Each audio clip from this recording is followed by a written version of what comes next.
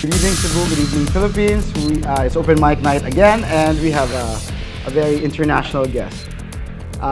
He's a friend of mine, and he's not really from Southeast Asia or anywhere close. In fact, when you ask him where he's from, a lot of Filipinos have no idea where it is actually, because it's an old country, but it's also relatively new because it has undergone a lot of changes in the past 20 years. So all the way from Serbia, we have here. Where's that? We have my friend Stefan Mitrovic. Hey, Stefan. Hi. Welcome to the show. Thank you.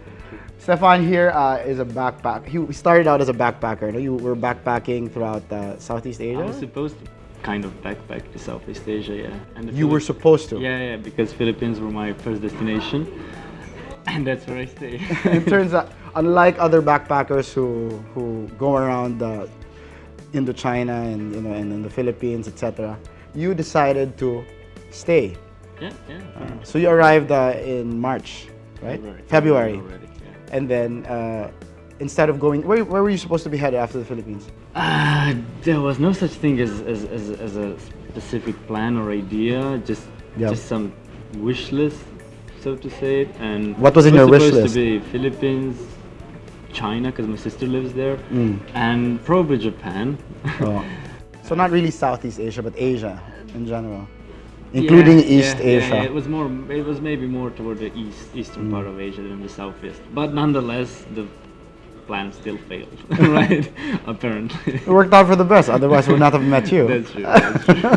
But why was the Philippines the first country in your itinerary? Actually, a friend's recommendation. Oh. Yeah, he visited Philippines a couple of times, and he just when we talked, he suggested like He's also Serbian. not quite Polish actually. Polish. Yeah. He loved the Philippines. Yeah, he loved them. Cebu in specific. But when you arrived, you went to Manila first. Yeah, but Cebu was actually supposed to be Your first destination. Yeah, my first destination anyway, because that friend, right? He really liked Cebu and such, and I never really intended to stay in Manila for long. So, but when I came to Cebu, still it was supposed to be just like a 2 or 3 month stay or something like that. But apparently, But you went to Manila and then you went to Sagada. Sagada was just recently as a tourist. As a tourist, but from Cebu. Yeah, from Cebu. Oh, From Cebu. And then when you came to Cebu, you decided to stay. you didn't go to China or Japan anymore. Nah. And you got yourself a condo. Yeah. And you've been here for like the last 6 or 7 It's months. gonna be 8 right now. Oh, 8 before I months. leave, yeah. Wow. And it's his last day today. So this is like a farewell episode for you. But why decide to stay in Cebu? I'm very curious because that happens a lot, and that's why we're having a show like this, so that we get to know why some backpackers, especially from Europe, why they decide to stay a bit longer in Cebu. They want a foreigner to tell you what's magical about Cebu. Yes, what's magical. Yeah, I see. Something that's not me. No, just Okay. just kidding.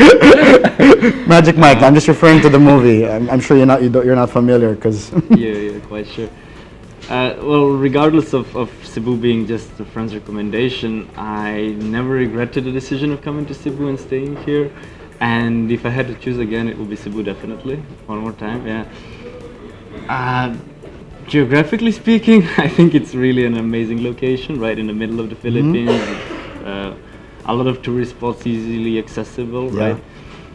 But it's not just that part. Also, Cebu as a city, I think it's a pretty nice place to live.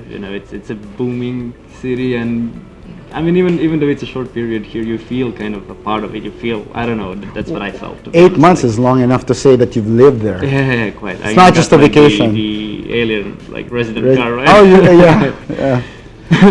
And I remember you said that if not for a problem with your passport, you would have stayed a bit longer. I would definitely reconsider the idea of staying for even longer if it wasn't for the passport problem. Yeah. And then Maybe you. I shouldn't be talking about that. That's her leaving anyway.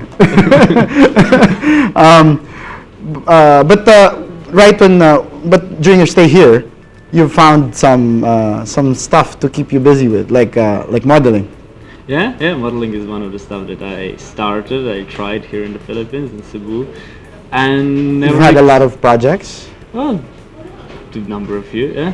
Yeah. To name a few of them, but generally, I have to say about it, it was much more interesting than I thought it's gonna be. Yeah. So How many projects? Like more than 10?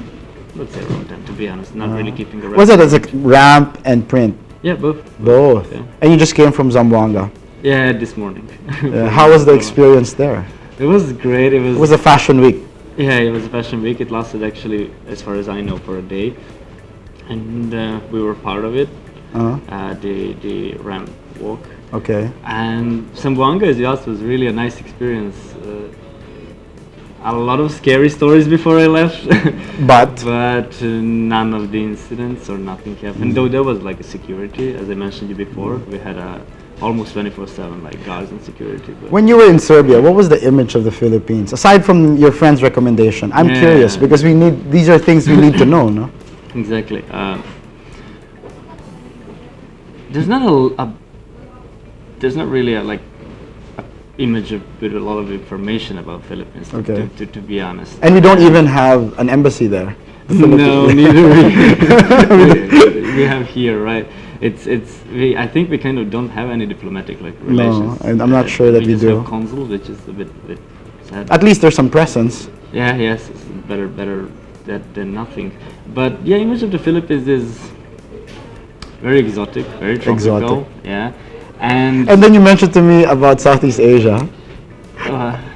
That the image of Eastern Europeans towards Southeast Asia. I don't know if it's only Eastern Europeans, right? But what exactly were you going to No, say? you said that it symbolizes like decadence or something. But I don't remember the exact word you mentioned, but it's because No, we maybe were not quite liberated. decadence, but like the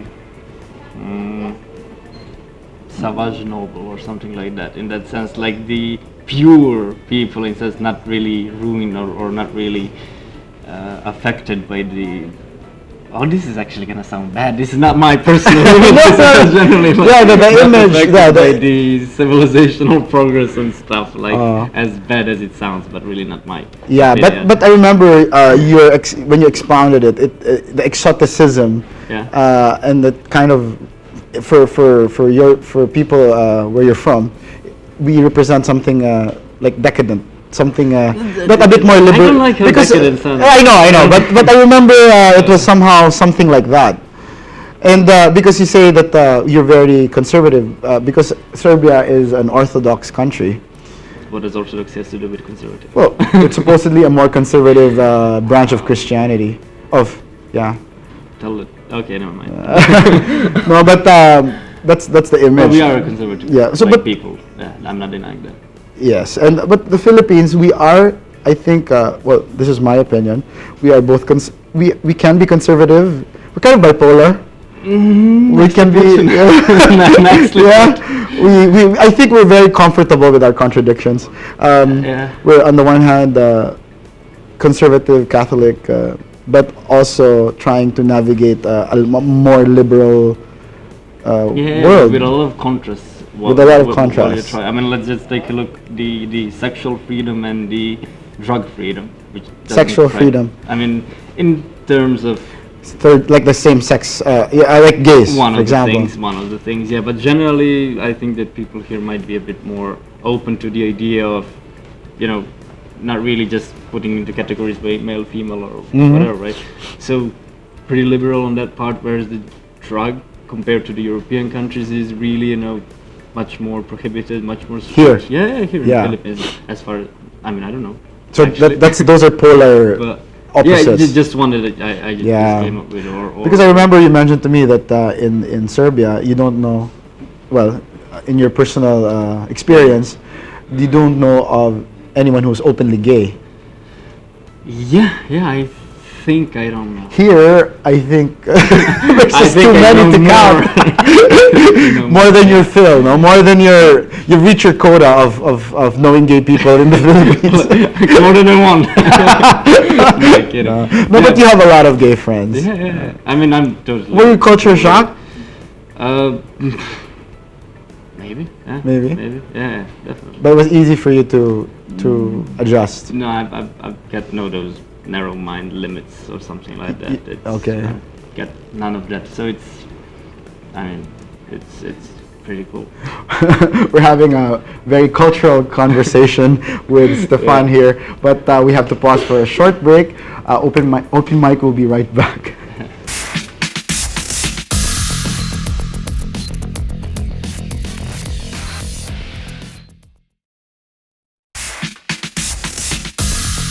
We're back with Stefan, all the way from Southeast Europe.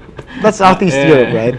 Siberia. Tell us about Siberia, because I'm sure, I mean, contrary to what a lot of Filipinos think, Siberia is where the husky, or the tiger is from, but it's really an entirely different country.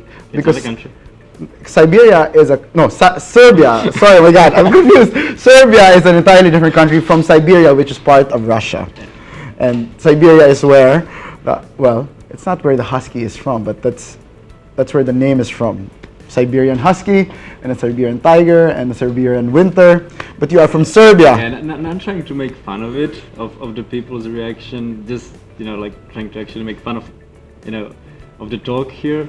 Like just to clarify a bit more, Siberia is Serbia. Here I come again. Is not Siberia, not Syria either. We don't have a war going on. Not anymore. Okay, not anymore. That's true. That's true. But not going on. We are not bordering Syria as well, nor India. For some reason, I got that as well. We are not part of UK. And yeah, it can get cold back at home, but during winter, and it's not really that cold that I really not like Siberia. It's very cold. Yeah, I think actually that's where the question about the cold Siberia is from. In Russia, but you have Russian. I'm not from But you have some Russian blood. Yeah, quarter Russian. That's your grandmother. Exactly. So I remember that. So you still are in a way from Siberia. You're from which part of Russia? Well, if you got, I think the Ukraine. Huh? Yeah. Well, they're Russians, but geographically speaking, they lived in something that would today be called Ukraine, or wouldn't. Depends on their politics. Right? Depends on your geopolitics. Exactly. Yeah. So, but Serbia.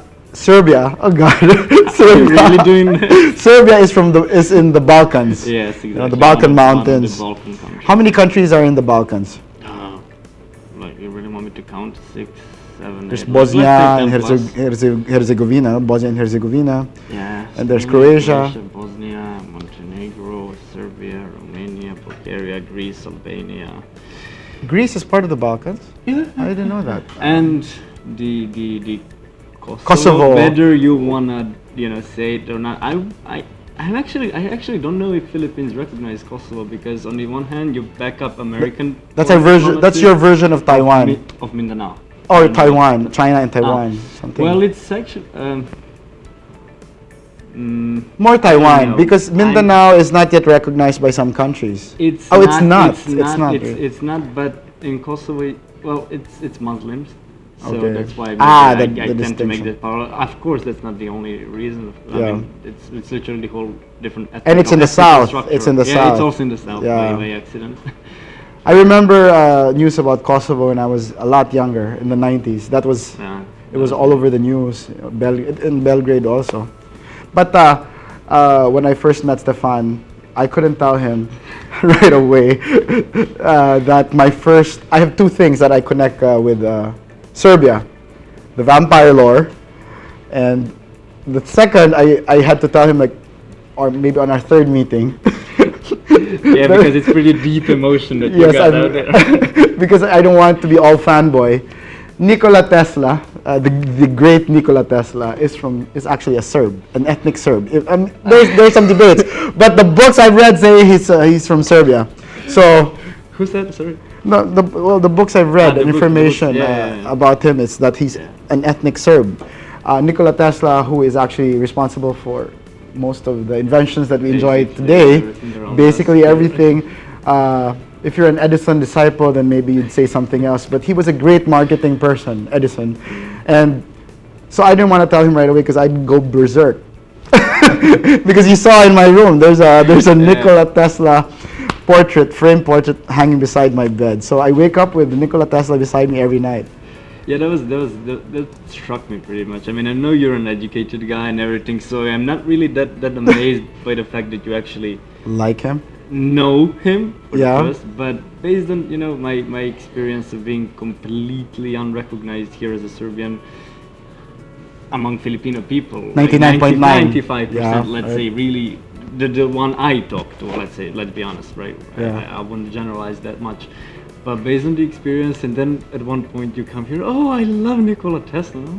I'm all strange. Is this happening? I know you told me that when you saw his portrait in my room, it's a lot like how probably a Filipino would feel if they saw a portrait of Jose Rizal hanging in a Serbian home. I assume so, yeah. No? Exactly. Wow. So he actually saw me go berserk about Nikola what's the other Tesla. thing, The vampire lore, because I'm a big fan of horror movies and the vampire lore, and any lore that involves werewolves and vampires, any Penny Dreadful thing. People think Vampire Ground Zero is in Romania because Bram Stoker made it so. But I don't know about vampires. I know Dracula is from Romania, but there is a distinction, right, Yeah. between Dracula and vampire. yeah, but well, Bram Stoker's Dracula is a fictionalized version of a real Transylvanian prince, no? From what's that place? What shall I? Transylvania. Yeah, no, but not really from Transylvania, but from down south, which is across Serbia, across from the Danube. Yeah. See, I know more about the vampires than. Not the first thing. But if the oldest vampire story can be traced to Serbia. Yeah, we talked about it. I can really not be sure about it. Like this is something I read and that people talk about, but there are some stories that indicate that the first case of vampire-like thing actually occurred there, Yes. which isn't actually like we should be proud about, I suppose. No, you should be proud of But it. it also says that the vampire might be, but this is like really. I cannot really stand behind what I said at the moment. But what some people say is that also the vampire would be, or vampir, the only Serbian word that actually got like worldwide used. It's a Serbian word. Oh, No, it's Serbian origins, no? But the first time I saw you at that party, I was telling my friend Joanna Cuenco, look, he looks like a vampire. But your name is Stefan. So for those who watch Vampire Diaries, he was shaven then, but you look more like Damon, Ian Somerhalder, who I've personally met in Manila. But your name is his brother, and I know this is lost. I'm just gonna leave. This is a like completely alien topic for you because you've not seen that. But you're familiar with the show. You've heard of the show. Yeah, maybe from you. No, but you said that some people told you that you look like a vampire. Well, I don't know how to react to that one. So It's a good thing. I think I'll just wait for the for the next. Pre-transformation vampire. But you're not superstitious. That's what I know. Far from that. Very far from that. You're very what you call this methodical, factual. I, on the other hand, I like Nikola Tesla, but I have a supernatural. I'm very interested in the supernatural. Before you, we had Queen of the Philippines' Queen of Feng Shui, Marites Allen, and I somehow subscribe to her beliefs. It won't hurt. I'm not surprised. I'm gonna hit you with this microphone. I'm gonna go to a abrupt break right now. Yeah, but speaking of breaks, we need to pause for another break before we go to our last gap. Open mic, we'll be right back.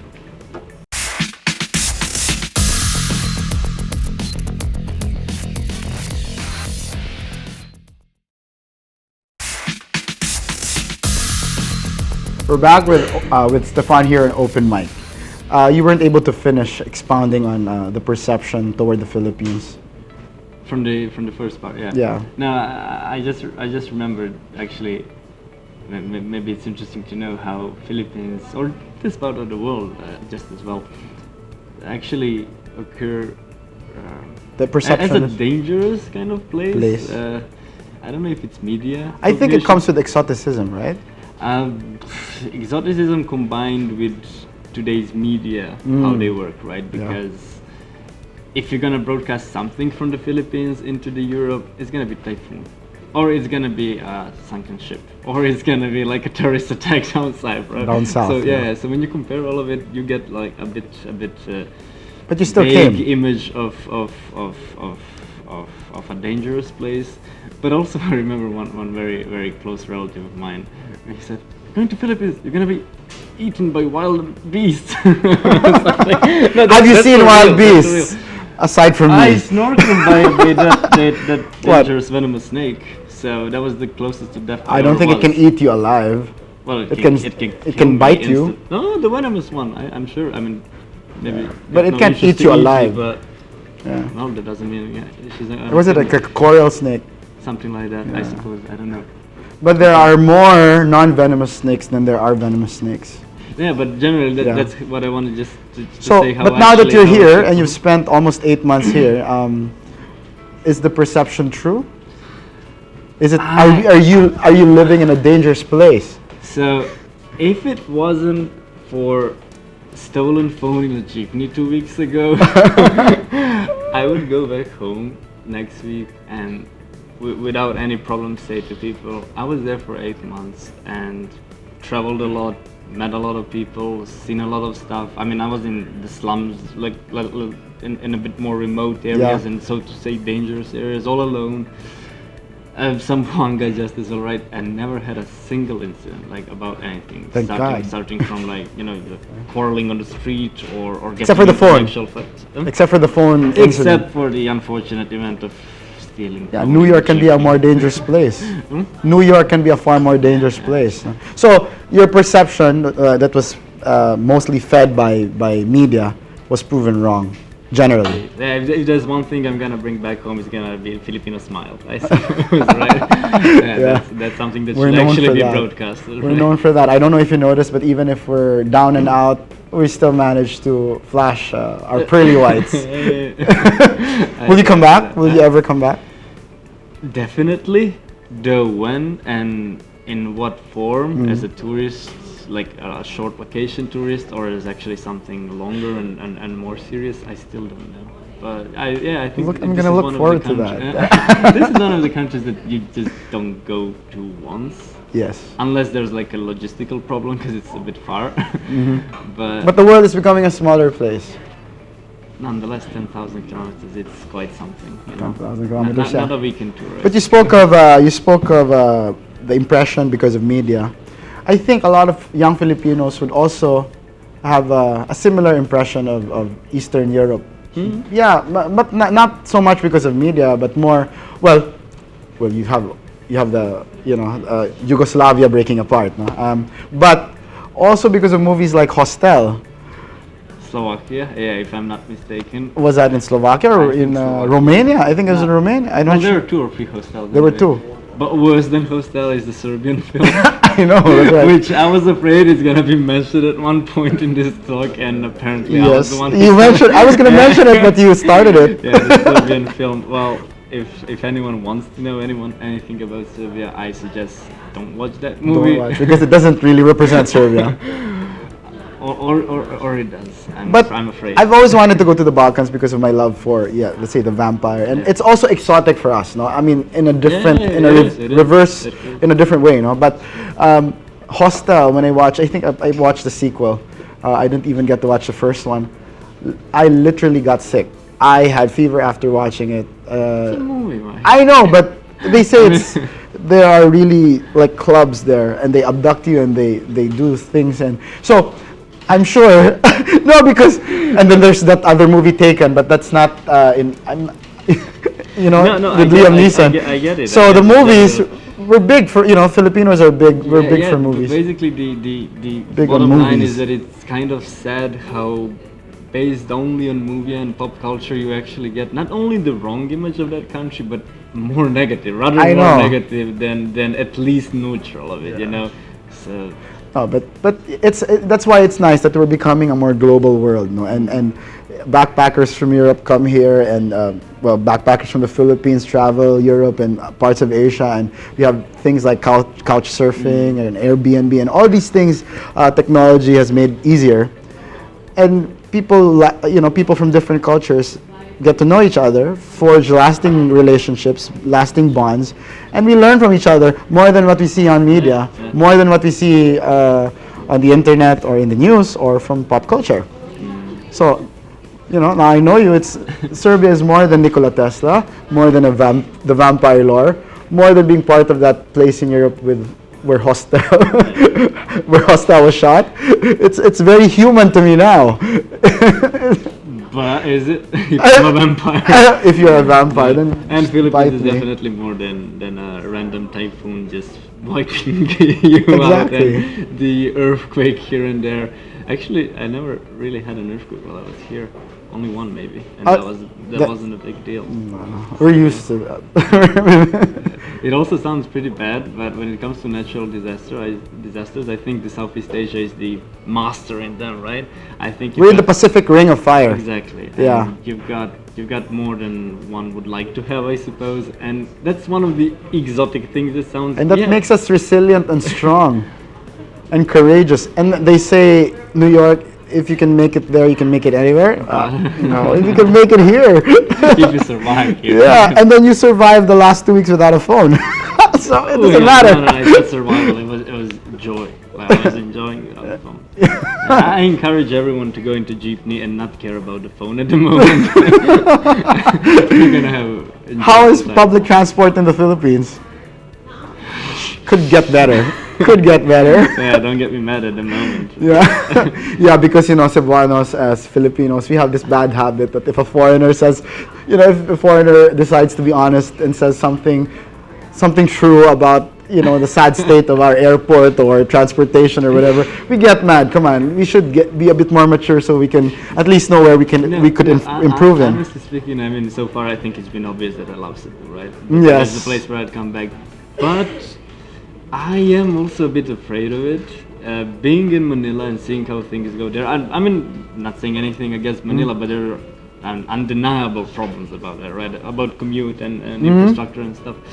And I'm kind of a bit afraid of Cebu in the near future. What is it going to be like next time I come back? Because in my eyes, it's going too fast? It doesn't look too much planned, but I mean, who am I to say? No, but that's a very correct observation. But it doesn't look as if there's really a big general plan of how the things should and could, expand. And I don't know what I'm gonna see when I come back. What I'm gonna. But thank you for your honesty, because groups like the Movement for Livable Cebu, that's actually what they're advocating for, and it's nice to hear a foreigner from a completely different part of the world. Who's lived here, who's fallen in love with our Cebu, and to feel the same fear that a lot of us have about urban planning, and that maybe we're growing too fast. Maybe there should be a moratorium. These are things that we should really talk about. And well, I appreciate that the foreigner would point that maybe out. I should have said it after the clearance certificate. No, it's fine. It's fine. Yeah. But what's next for you when you return to Serbia? What are you gonna do next? You finished psychology. Yeah. Are you gonna work as a psychologist? Do they look like I could be a psychologist? No, kidding. Well, I said you look like a vampire, and in that show, Vampire Diaries, the vampire can compel, can hypnotize. So maybe. it's illegal. No, I really don't know. Once I get home, I think I'm just gonna throw dice about the next move, because as of the moment, it's just all vague. Glad for this that happened, in the recent past, or this year, 2015, really a great year, and would definitely look forward to do something like this again. Yeah. Say something in Serbian to say goodbye to Cebu, but to say it's not goodbye. I'll see you soon. Doviđenja Cebu, hvala na svemu ovdje i hvala tebi, Mike, što si me ugostio u showu i vidimo se. Oh, thank you. That was kind of awful, but never mind. You don't understand it anyway. I'll ask you to interpret it after the show. Thank you so much, Stefan. Thank you Thank very you, much everyone, for for eavesdropping in our private conversation with this very handsome gentleman all the way from Serbia. Till next week, this has been Mike Lopez, and you were watching Open Mic. Good night and Godspeed.